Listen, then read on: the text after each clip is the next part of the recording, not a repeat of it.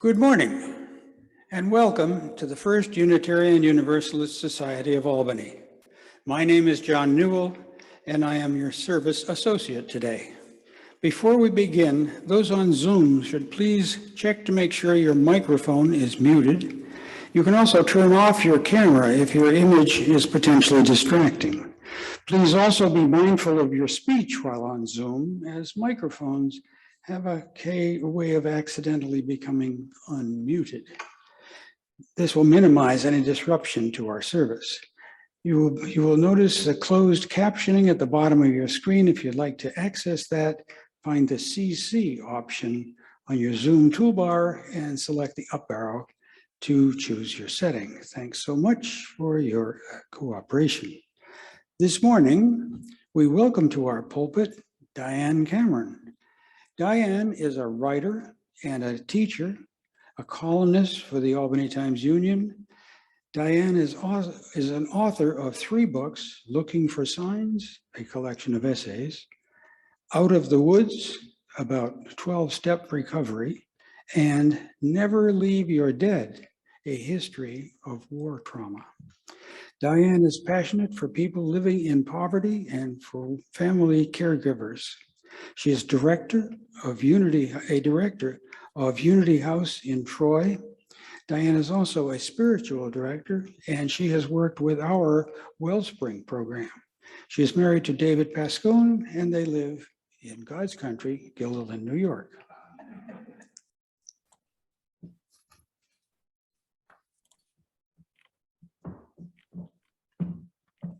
Good morning, everyone.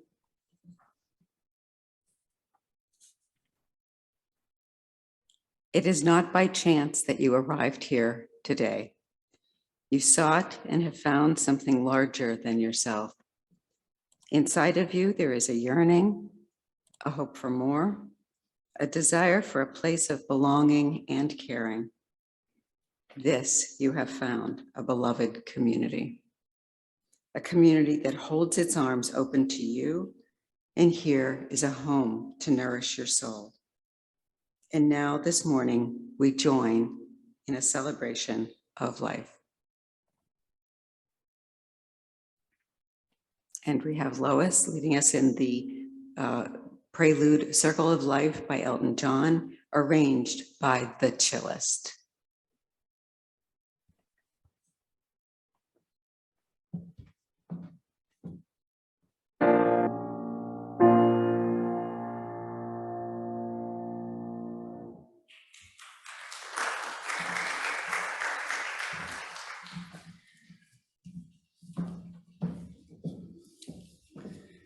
Please join us in the chalice lighting words, which will become seen on the screen.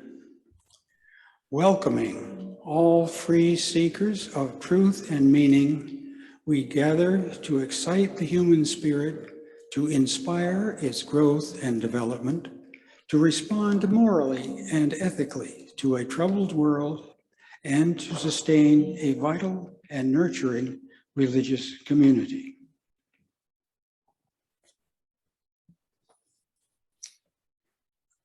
Our opening hymn is a unison song. The words will appear on the screen. Please join in singing Gather the Spirit, words and music by Jim Scott, and we'll be accompanied by Lois Bailey.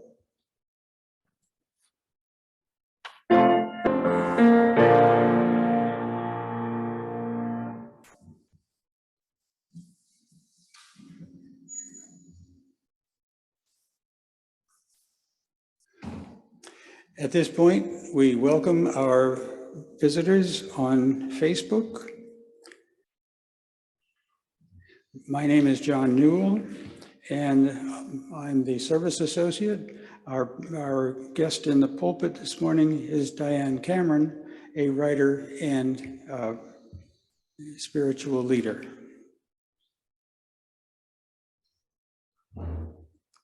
Diane is also a director of the Unity House in Troy.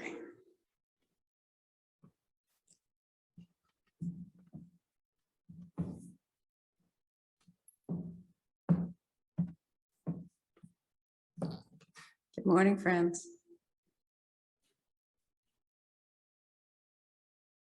I have a story for you that comes from the great writer, Gabriel Garcia Marquez. It goes like this. Somewhere in a time like our own, a father was busy in his office trying to solve the problems of our world, the world, working very hard, a scholar, a scientist, very engrossed in his work. But he had a little boy, and the little boy kept coming. They were working at home. We know this, right? We recognize this. And the little boy wanted to help.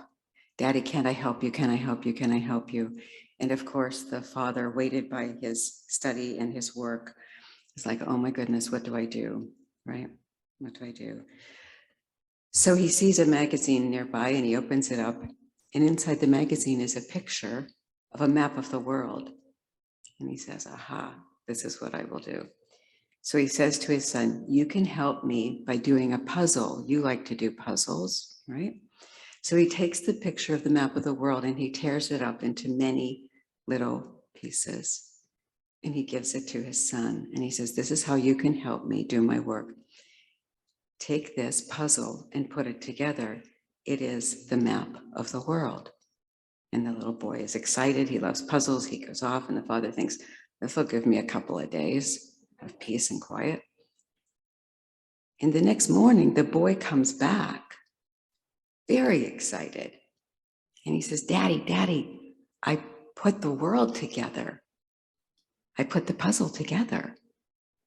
And the father says, but how did you do that? You don't even know what it looks like. And he says, I know, but when I turned the pieces over, it was the picture of a person. And when I put the person back together, the world came back together. And that's why we're here today. And I invite you to pause and think about your world and your puzzles and your part in putting that together.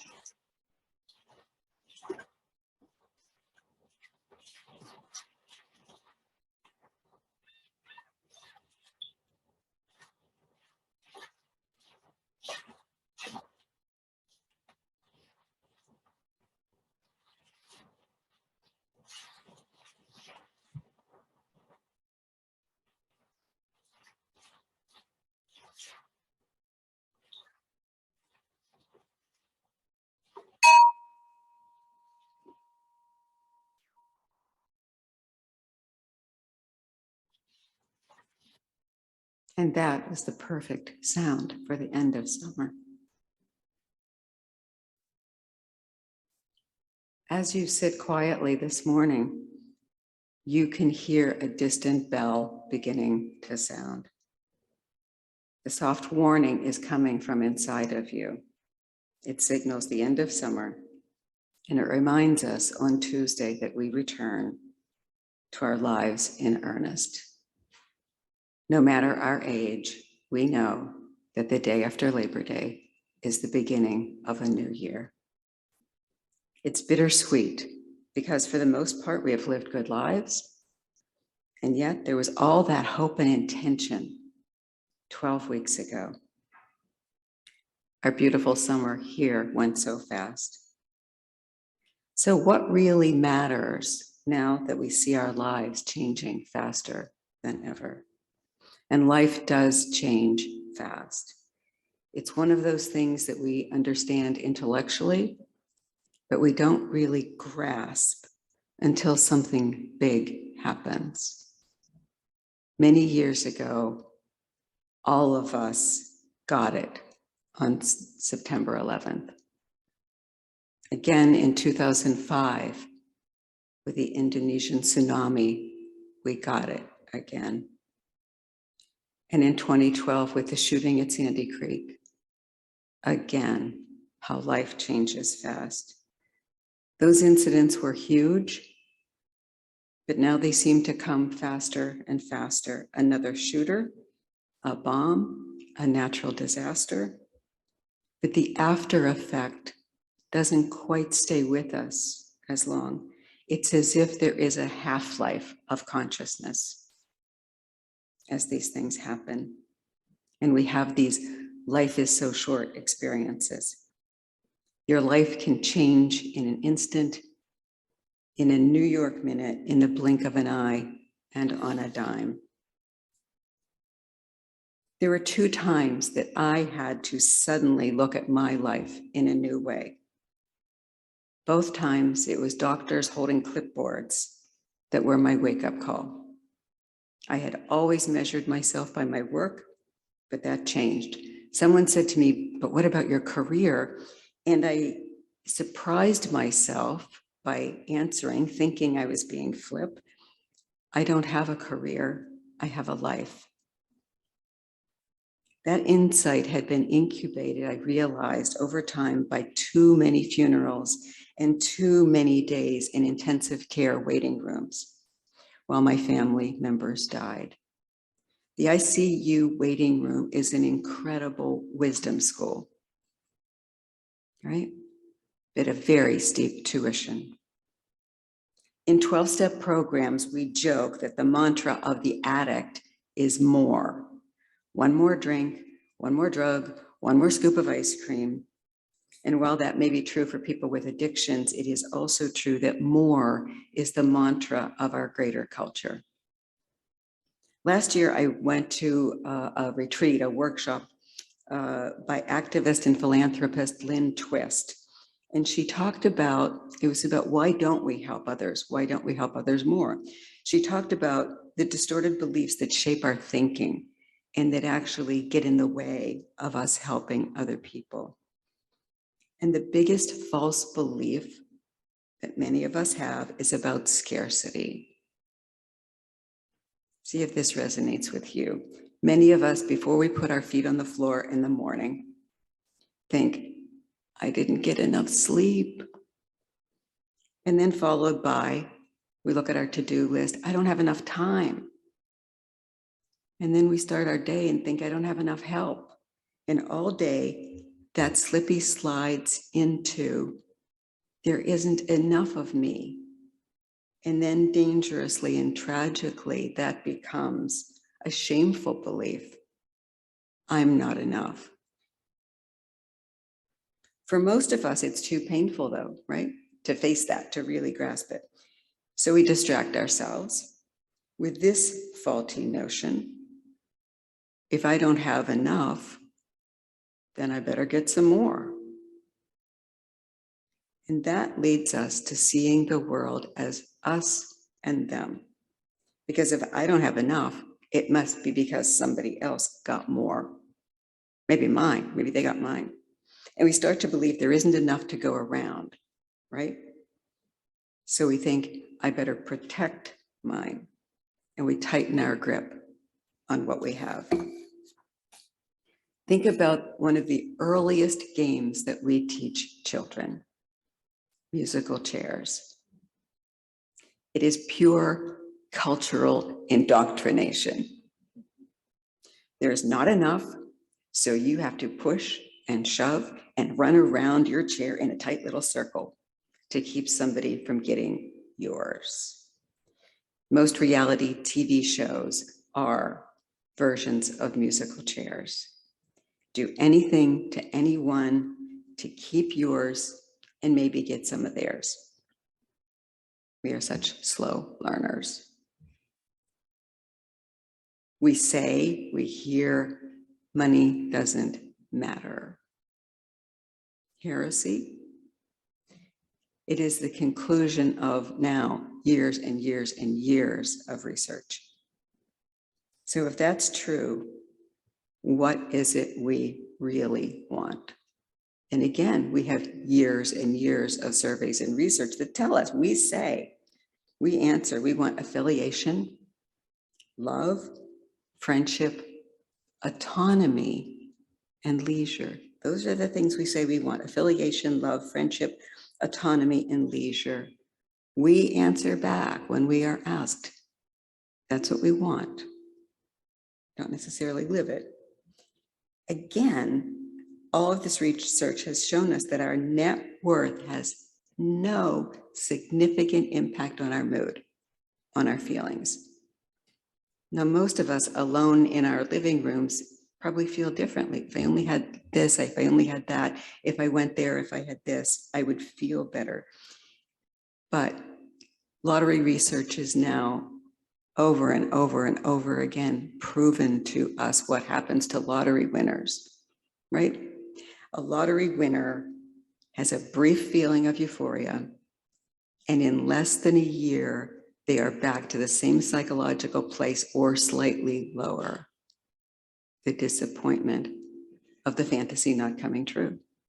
And yet, I buy lottery tickets, right? We are slow learners. The only thing that makes a difference are our daily positive events, daily positive acts, which is why the advice about counting our blessings and making gratitude lists is very sound psychologically. And we know now that the research shows that writing your gratitude list has an even bigger impact than just kind of saying it or saying it to yourself. So get out that pen and paper. Some of the interesting research. Robert Waldinger is the current director of the Harvard Study of Adult Development. This is the longest continuous study of adults, I think, in the world, certainly in the United States, perhaps in the world. It's 75 years old. And they started with the then graduating class of Harvard because they wanted to see what really makes a difference in an adult's life. For 75 years, they have interviewed people. They expanded it very quickly to not just have Harvard graduates, because that was going to be a distortion. So people of all different backgrounds, all different ages, tracking them, surveying them, interviewing them. Because one of the things that we know is that hindsight is very poor, right? So we used to interview people who were elderly and say, what made a difference in your life? And they would report this and that and the other that wasn't necessarily true. So the researchers of this study decided they would look every single year at age 20 and 23 and 43 and 56 and 75, what was happening to that life, all those lives over that period of time. And they have some powerful answers. And it's still going on. They do this research going on. And Waldinger is the fourth director, because in 75 years, the study has had to have multiple directors. He's the fourth director. This is what he said. The clearest message is this: it is good relationships that keep us happier and healthier. It is good relationships. Now, I also have to reflect, here we are, we're in a faith community, right? I'm a spiritual director. One would think, at least in a community like this, we would be thinking, well, isn't my faith in God, higher power, higher being, science, beauty, whatever is bigger, isn't that the X factor? And it's not. It is the relationship with that being or entity. It is the relationship with our family, with our friends, with other human beings, and with what is bigger than us. But it is in the relationship that we become healthier and happier. I need to hear me say that because we resist. We want the car, the clothes, the house, the toys, but they never satisfy. And I am on no moral hilltop, I assure you. My closet, like my marital history, is a triumph of hope over experience. Every scarf I buy wants one of its own. Every pair of shoes wants to bring home a friend. A wise person once said, "You can never get enough of what you don't really want." You can never get enough of what you don't really want. So, Arthur Schopenhauer, German philosopher, he said this. This is a longish quote, so I'm going to read it, and I'll do it more than once. In thinking about this, he said, "The scenes of our life resemble pictures in a rough mosaic." And picture any mosaics you have seen, maybe in a museum. He says, they are ineffective from close up. You have to step back to see the mosaic, whether it's on the floor or on a wall. They have to be viewed from a distance to seem beautiful. That is why to attain something desired is to discover how vain it is, something we don't really want. And why, though all of our lives we are hoping for better things, at the same time we long for what is in the past. The present, this present moment, we regard mostly as temporary. This is a step towards something, right? This moment, this time, this job, this activity is going to be a step towards something, is what we are often thinking. And that is why, he says, most people discover when they look back on their life, they are surprised to see that what they left so unregarded, I like that word, that what we leave so unregarded is in fact our life. And it was precisely that in expectation of which we live. The very thing we are surprised to let go so unregarded is, when we look back, in fact, the life we are seeking.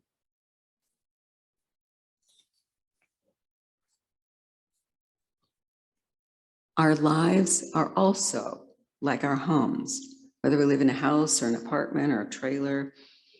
We have the parts we love, make us happy when we move in them and look at them, the parts we like, and the parts that make us crazy. The shoes we are always tripping over in the entryway, the wall that is painted the color we don't like, that we never get around to repainting, just every time. But I learned something about this from Sarah Suzanka. Sarah Suzanka wrote the book, The Not So Big Life. She is an architect and she specializes in homes and private residences. Her first book, you may know, The Not So Big House. It started the movement of tiny houses and small houses, which many of us have admired and fantasized about, to just live in one of these little beautiful spaces. And they are appealing because they are quintessentially a place for everything and everything in its place. In a space like that, everything has to be simple and simplicity. We also know that environment is calming. It is one of the reasons that many of us, even though we may have lots of things and spaces where we live, when we go on vacation and we camp or we stay in a hotel room or a motel room, something settles down and we realize We don't need all our stuff. And we may even say that, like, what if when I went home, I lived in a smaller space, right? And then we sort of fall back into that. The surrounding is calming because it forces discernment.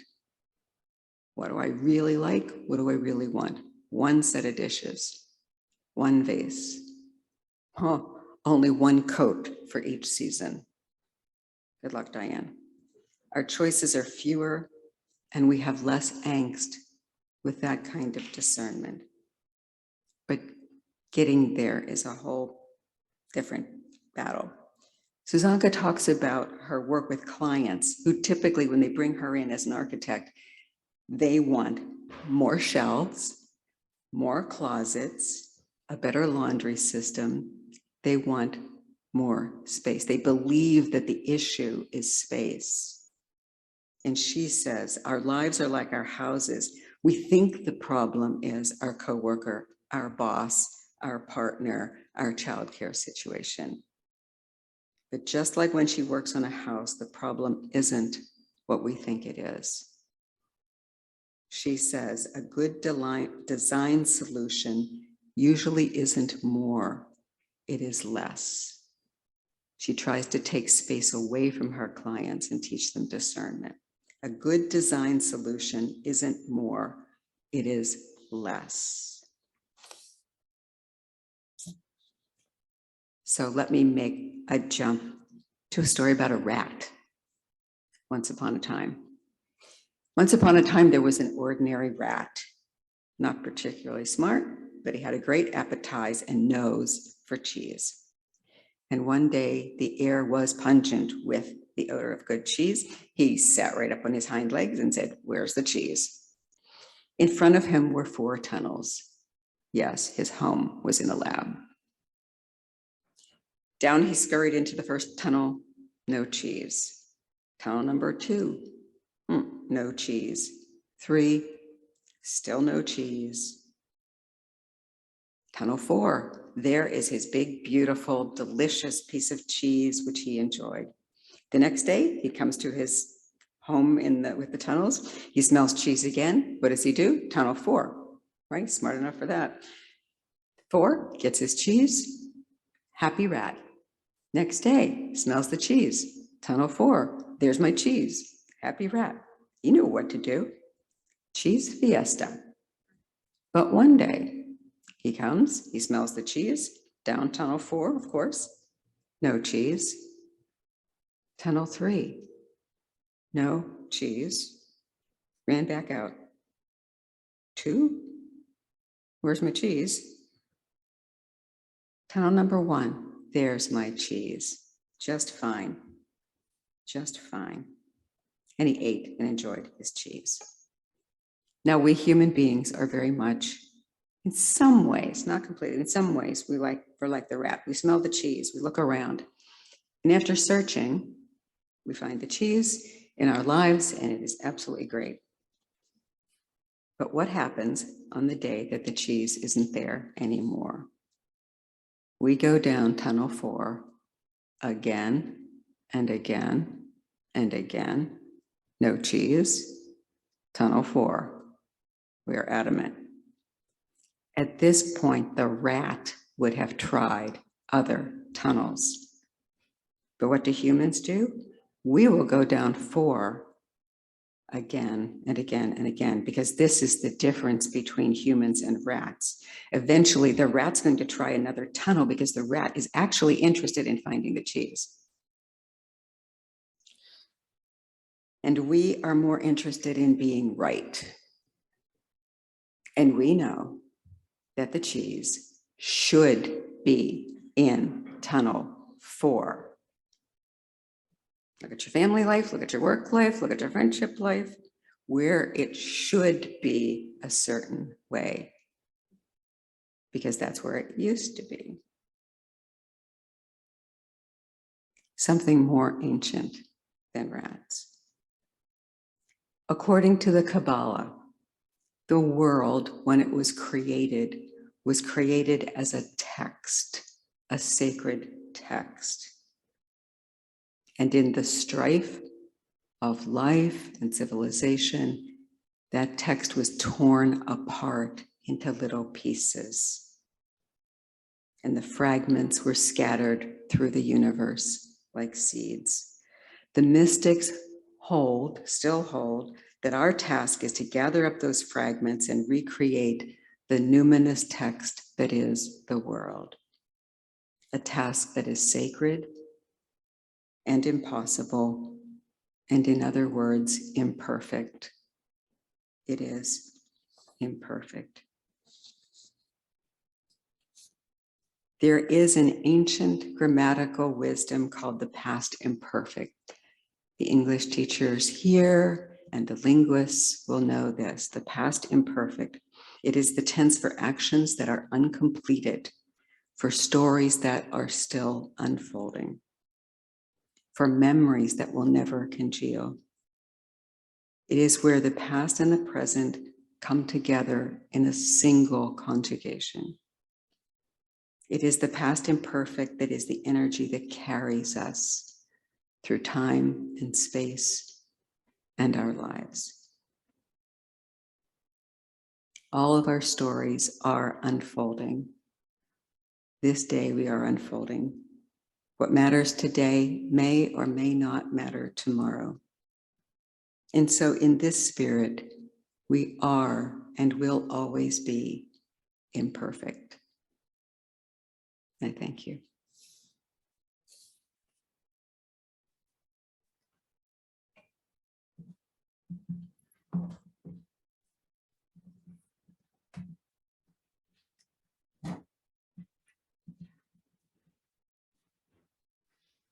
Sometimes less is better.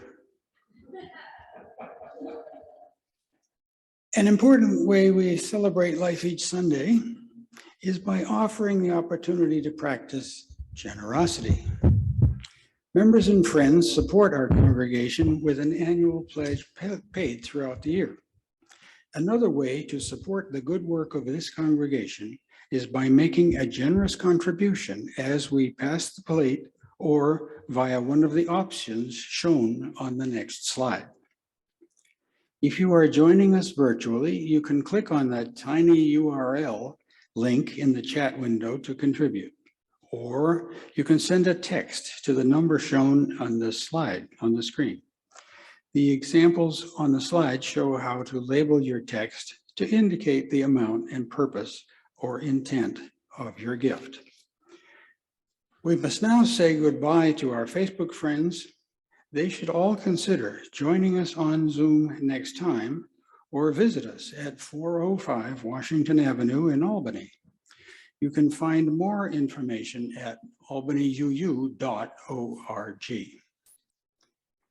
Our offertory music is called The Sweet Hour of Prayer, and it is arranged for Mountain Dulcimer by Larry Conger. It is presented by Aretta London.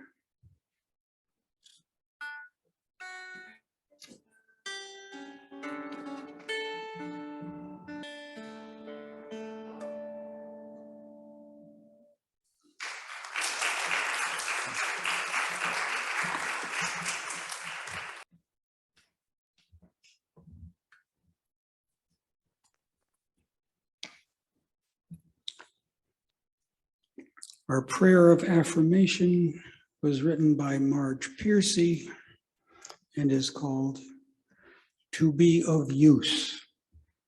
The people I love the best jump into work head first, without dallying in the shallows, and swim off with sure strokes almost out of sight. They seem to become natives of that element, the black, sleek heads of seals bouncing like half-submerged balls. I love people who harness themselves an ox to a heavy cart, who pull like water buffalo with massive patience, who strain in the mud and the muck to move things forward, who do what has to be done again and again. I want to be with people who submerge in the task, who go into the fields to harvest and work in a row and pass the bags along, who are not parlor generals and field deserters, but move in a common rhythm when the food must come in or the fire be put out. The work of the world is common as mud. Botched, it smears the hand, crumbles to dust, but the things worth doing well done have a shape that satisfies, clean and evident. Greek amphoras for wine or oil, Hopi vases that held corn are put in museums, but you know that they were made to be used. The pitcher cries for water to carry, and a person for work that is real.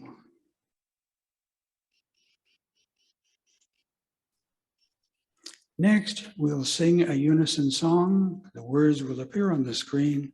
Please join in singing "Wake Now My Senses," verses 1, 3, and 5.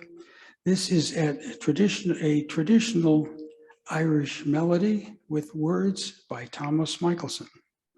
We will be accompanied by Lois Bailey.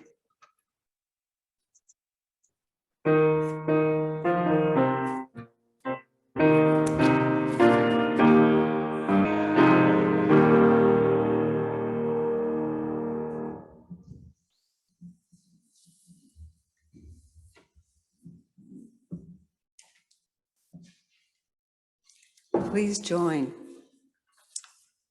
in the chalice closing. We extinguish this flame, but not the light of truth, the warmth of community, or the fire of commitment. These we carry in our hearts until we are together again.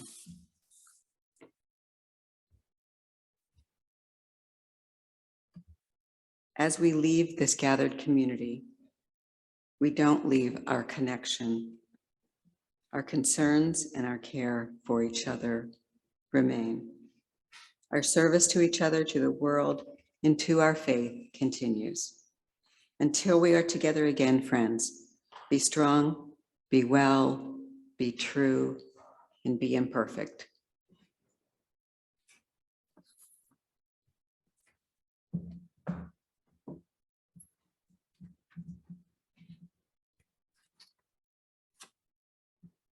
We offer our thanks to our musicians, Lois Bailey and Iretta London. Our ushers have been Don Dana and Chuck Manning online. Our pastoral care associate, Annie Lipinski.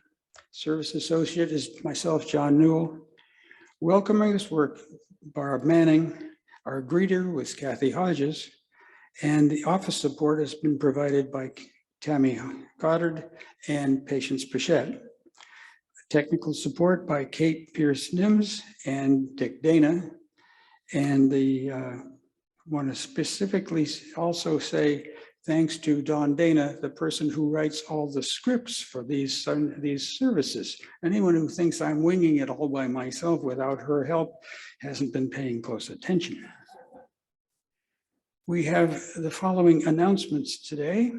Please join us for cookies and lemonade in the back of the community hall after the service. That was for the people here present. Today is the last Sunday of summer services. Thank you to Patience Bichette, our summer service coordinator, and all our volunteers for making it possible. Join us next Sunday for the start of the regular service year. Join a Meaning Matters group. Meaning Matters is a small group of discussion, growth, and development program led by Reverend Sam that meets monthly from September to June. You can contact the minister at albanyuu.org. For our homecoming service on Sunday, September 11th, come home to where you belong. This is a multi-generational service that includes a photo montage of summer events. Contribute a picture to the office at Albany UU. Deadline is Tuesday, September 6th. We also gather water, which can be from your home or a summer adventures. Each contribution, both in person and virtual, can be identified with a sentence about why that water is meaningful to you. Everyone is invited to a light lunch in Channing Hall after the service. Masks are optional. Please bring a finger food to share if you're willing and able. Drop food items off at the kitchen before the service. Don't forget to register your kids for programs for children and youth. For more information, contact our Director of Religious Education, Elizabeth Valdez, DRE at Albany UU. Looking to participate in Wellspring, a virtual deepening course for UUs that meets twice a month from the end of September 22 through June 23. Fill out the form at the high round table and slide it under the office door.